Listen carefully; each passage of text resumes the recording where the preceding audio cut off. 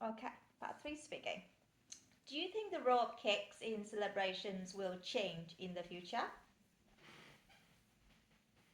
I think that it will still keep its role in the celebrations because it has been passed down from generations that cake is like a symbol for celebrating special occasions.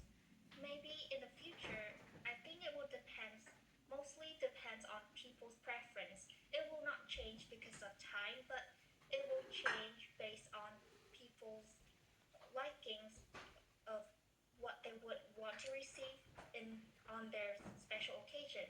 For example, different cupcakes they would like to receive something more practical for more practical for their personal use. So yeah, I think like the basic roles of cake still remain the same, but if it changes, then it will depend on different circumstances. What are the differences between special foods in your country and in foreign countries? Well, let me think about it for a moment. I think that the special foods, well, first of all, I think it's different. It's basically pretty different from each other because it's from different cultures. So the taste and the ingredients put in these special foods must be different as well. Like, for example, the special foods in my country would usually contain soup in it, like pho or boon is like the type of noodles that is included in the soup. But in foreign countries, especially from the Western, then it will be drier. I think that is like the main difference that I notice. But after all, I think that it still remains the same meaning. It's to symbolize something that the country want to honor.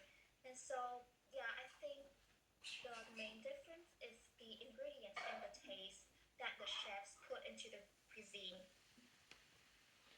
Why do some people spend a lot on meals on special days? Honestly, I think that I think that the reason why people spend a lot on meals on special days because as I've said before, meals and food is like something that you can celebrate.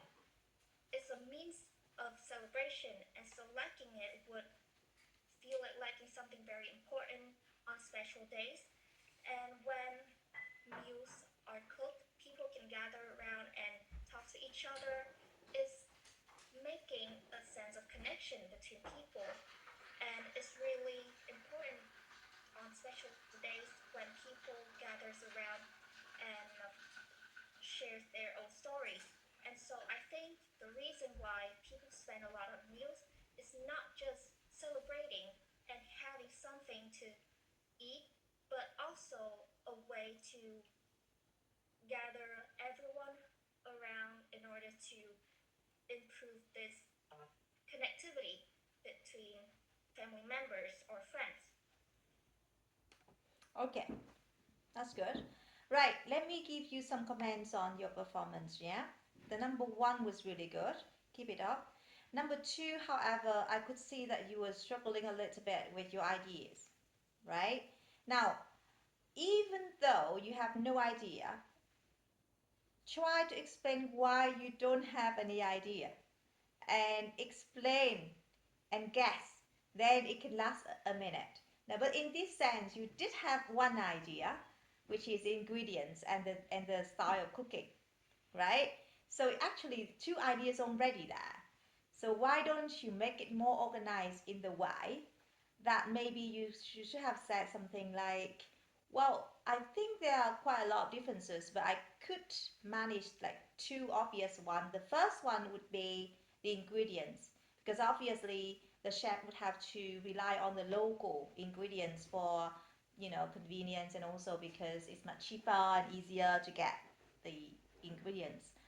um, for example, in Vietnam, if we cook phở and bún, it should be some of the local spices because they are very good in season and also cheap. However, the second thing, which is make the main difference between the special foods in each country, in our country and a foreign country, is the style of cooking. I noticed that our traditional food would be soup based, like phở and bún, which is a very the kind of noodles but based in soup, cooked in soup, which is completely different from the Western style. For example, quite dry.